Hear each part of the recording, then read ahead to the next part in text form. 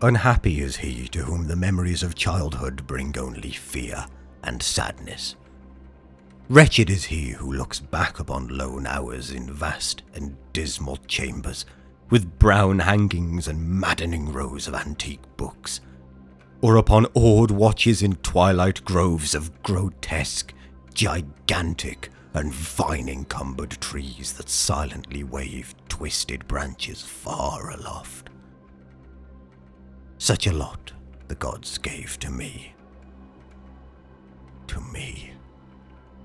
The dazed, the disappointed, the barren, the broken. And yet I am strangely content, and cling desperately to those sear memories when my mind momentarily threatens to reach beyond to the other. I know not where I was born, save that the castle was infinitely old and infinitely horrible, full of dark passages and having high ceilings where the eye could find only cobwebs and shadows. The stones in the crumbling corridors seemed always hideously damp, and there was an accursed smell everywhere, as of the piled-up corpses of dead generations.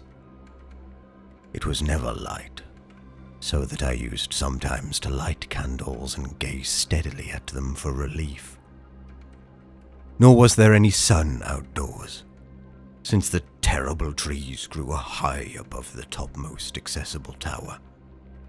There was one black tower, which reached above the trees into the unknown outer sky, but that was partly ruined and could not be ascended save by a well-nigh impossible climb up the sheer wall, stone by stone. I must have lived years in this place, but I cannot measure the time. Beings must have cared for my needs, yet I cannot recall any person except myself, or anything alive but the noiseless rats and bats and spiders. I think that whoever nursed me must have been shockingly aged, since my first conception of a living person was that of something mockingly like myself, yet distorted, shriveled, and decaying like the castle. To me there was nothing grotesque in the bones and skeletons that strewed some of the stone crypts deep among the foundations. I fantastically associated these things with everyday events, and thought them more natural than the coloured pictures of living beings which I found in many of the mouldy books. From such books I learned all that I know.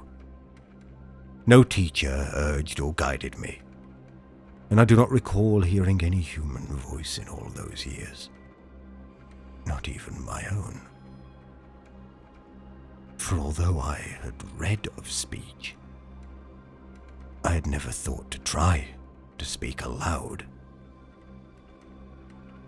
My aspect was a matter equally unthought of, for there were no mirrors in the castle, and I merely regarded myself by instinct as akin to the youthful figures I saw drawn and painted in the books.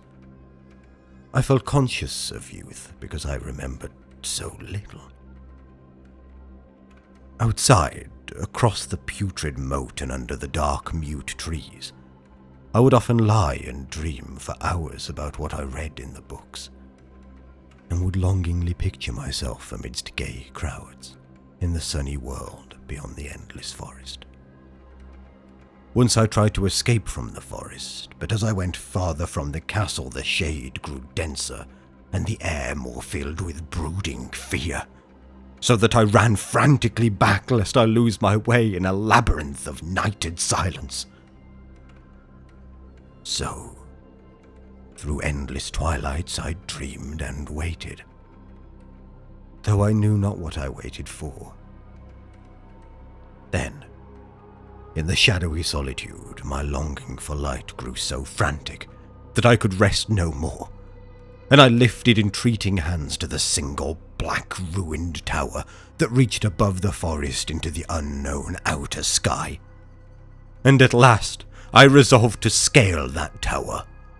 Fall though I might, since it were better to glimpse the sky and perish than to live without ever beholding day.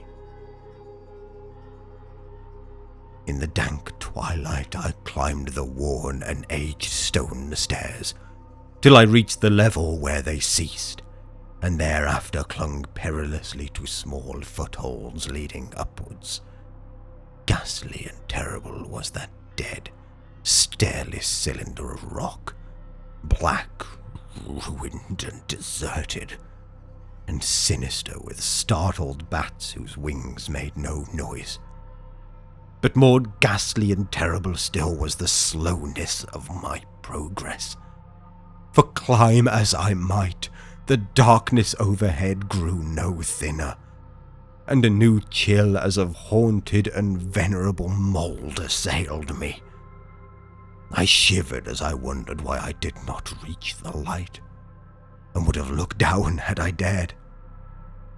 I fancied that night had come suddenly upon me, and vainly groped with one free hand for a window embrasure that I might peer out and above, and try to judge the height I had attained.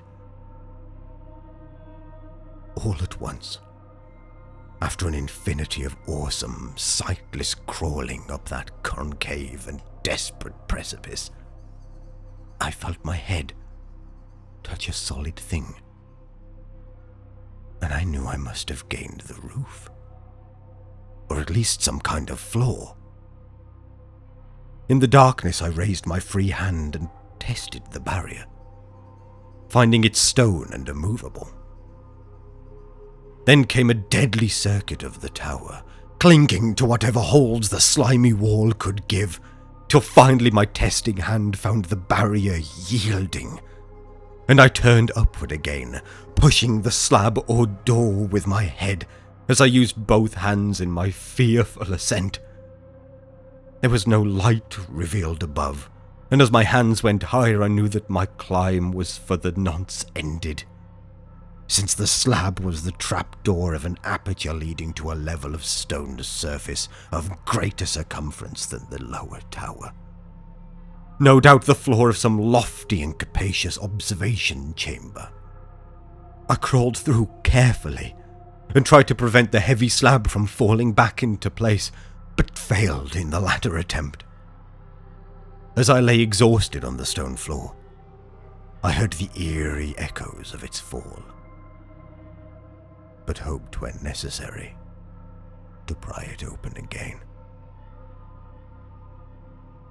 Believing I was now at a prodigious height, far above the accursed branches of the wood, I dragged myself up from the floor and fumbled about for windows, that I might look for the first time upon the sky and the moon and the stars of which I had read.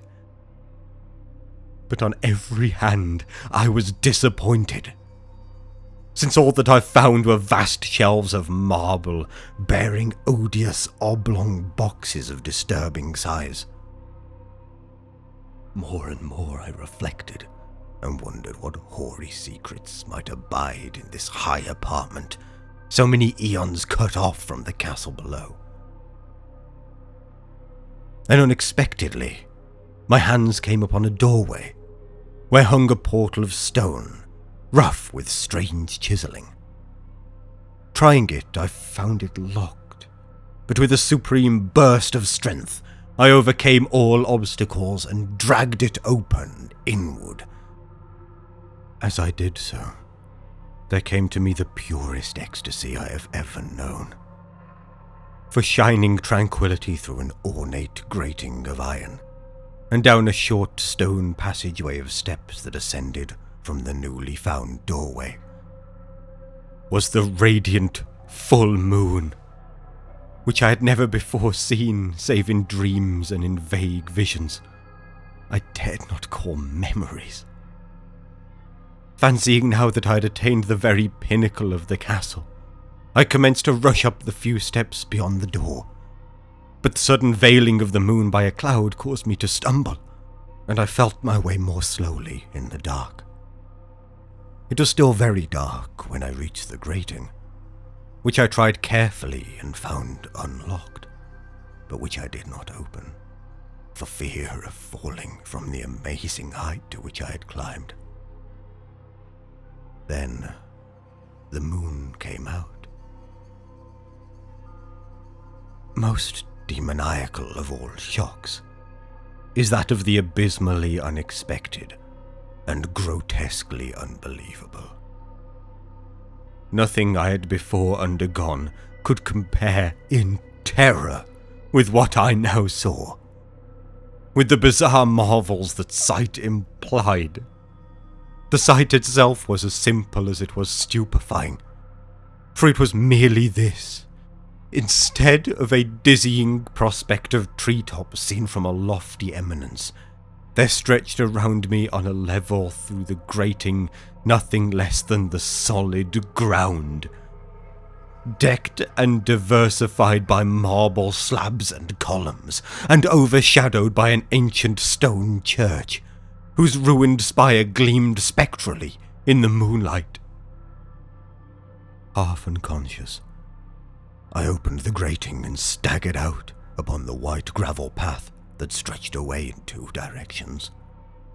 My mind, stunned and chaotic as it was, still held the frantic craving for light, and not even the fantastic wonder which had happened could stay my course. I neither knew nor cared whether my experience was insanity, dreaming, or magic, but was determined to gaze on brilliance and gaiety at any cost. I knew not who I was, or what my surroundings might be, though as I continued to stumble along I became conscious of a kind of fearsome, latent memory that made my progress not wholly fortuitous.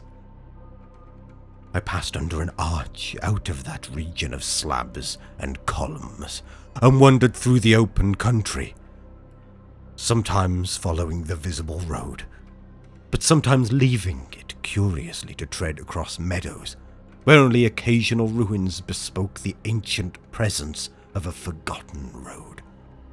Once I swam across a swift river, where crumbling mossy masonry told of a bridge long vanished. Over 2 hours must have passed before I reached what seemed to be my goal.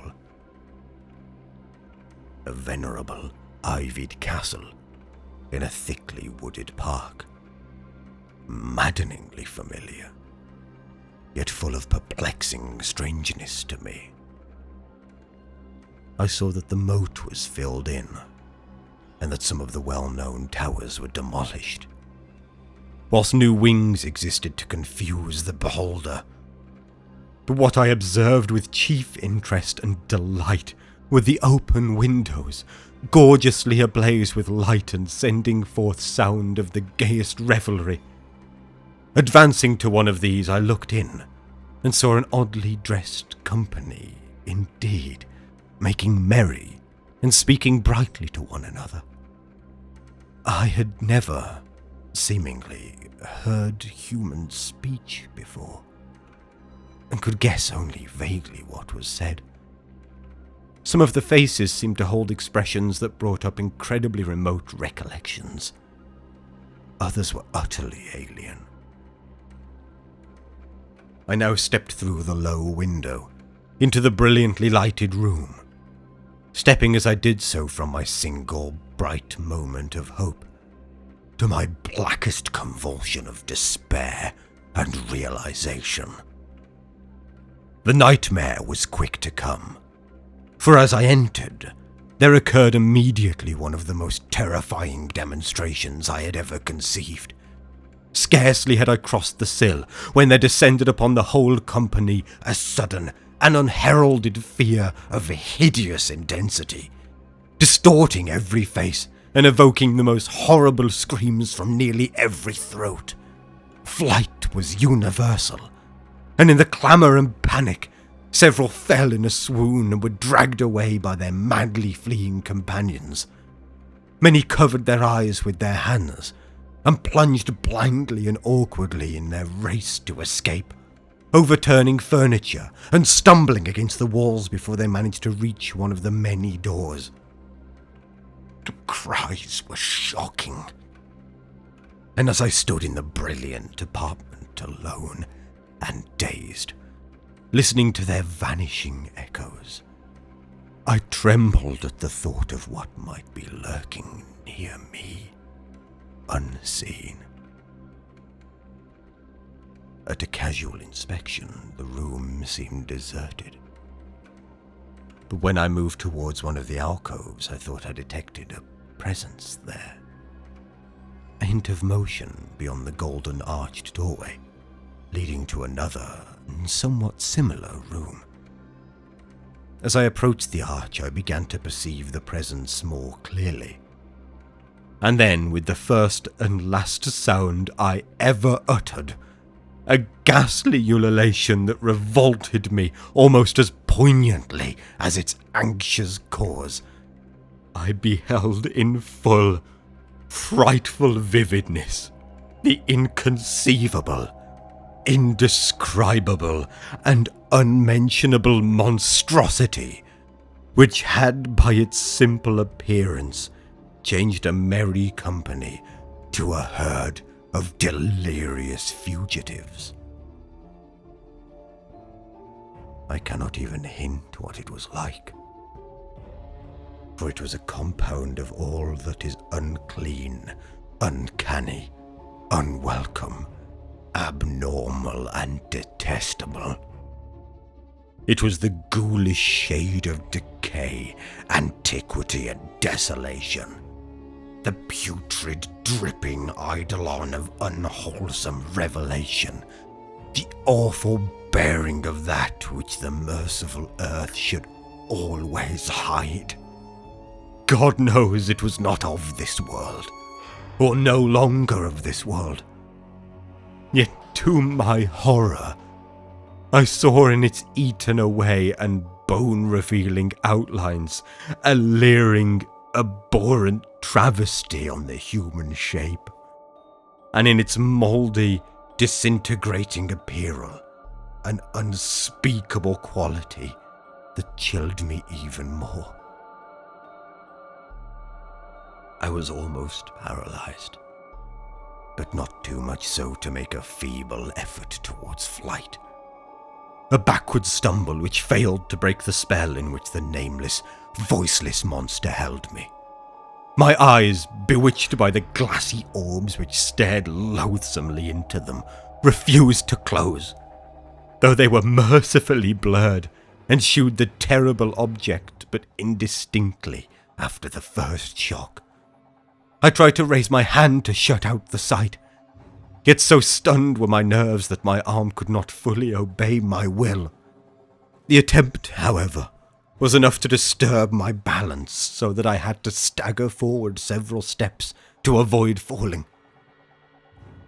As I did so, I became suddenly and agonizingly aware of the nearness of the carrion thing, whose hideous, hollow breathing I half fancied I could hear. Nearly mad, I found myself yet able to throw out a hand to ward off the fetid apparition, which pressed so close, when in one cataclysmic second of cosmic nightmarishness and hellish accident, my fingers touched the rotting, outstretched paw of the monster beneath the golden arch. I did not shriek, but all the fiendish ghouls that ride the night wind shrieked for me, as in that same second there crashed down upon my mind a single and fleeting avalanche of soul-annihilating memory. I knew in that second all that had been. I remembered beyond the frightful castle and the trees and recognized the altered edifice in which I now stood. I recognized, most terrible of all, the unholy abomination that stood leering before me as I withdrew my sullied fingers from its own. But in the cosmos there is balm as well as bitterness, and that balm is nepenthe, in the supreme horror of that second. I forgot what had horrified me, and the burst of black memory vanished in a chaos of echoing images. In a dream I fled from that haunted and accursed pile, and ran swiftly and silently in the moonlight.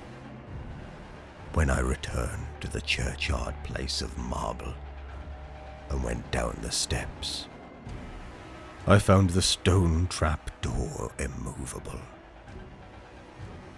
But I was not sorry, for I had hated the antique castle and the trees. Now I ride with the mocking and friendly ghouls on the night wind, and play by day amongst the catacombs of 𝗟𝗏𝗃𝗀 in the sealed and unknown valley of 𝗏𝗏𝗃𝗀 by the Nile. I know that light is not for me, save that of the moon over the rock tombs of Neb, nor any gaiety save the unnamed feasts of Nitocris beneath the Great Pyramid. Yet in my new wildness and freedom, I almost welcome the bitterness of alienage. For although nepenthe has calmed me, I know always that I am an outsider, a stranger in this century, and among those who are still men. This I have known ever since I stretched out my fingers to the abomination within the great gilded frame. Stretched out my fingers and touched a cold and unyielding surface of polished glass.